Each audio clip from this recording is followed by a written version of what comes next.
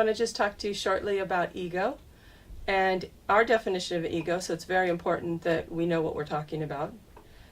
Ego is basically the part of ourselves that insists that separation is real and limitation is real. And so at the heart of ego, you could say, is fear and desire. And if you look at your experience, you can probably see that most human beings are suffering because they think they're separate and isolated and alone. And in a lot of ways, because we're in an egocentric culture where we all think we're isolated, separate, and alone, that's our experience, that we're isolated, separate, and alone. But the deep spiritual truth is that we're not separate, we're not alone, and we're not isolated. We're actually already together. So what the Awaken Life Project spends a lot of time in is we start looking at the movement of ego, the activity of ego. It's not a big boogeyman that you have to be afraid of.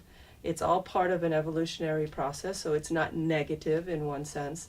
But it is something that we have to look into, and most people bypass this. But when we start to be able to see this movement of separation arising in ourselves, and we know that it's not real, the experience of it arising is real, but the act of actual separation is not real. So when you can understand that, and you can start understanding the movement of ego, and you can see, all the stuff that arises in you that's, being competitive, being jealous, being arrogant, being superior. These are all characteristics of ego. So in the Awaken Life Project and in the retreats that we'll be doing in Colombia, we're going to be talking a lot about the specific characteristics of this movement of ego so that people can transcend it and be able to live the truth of unity.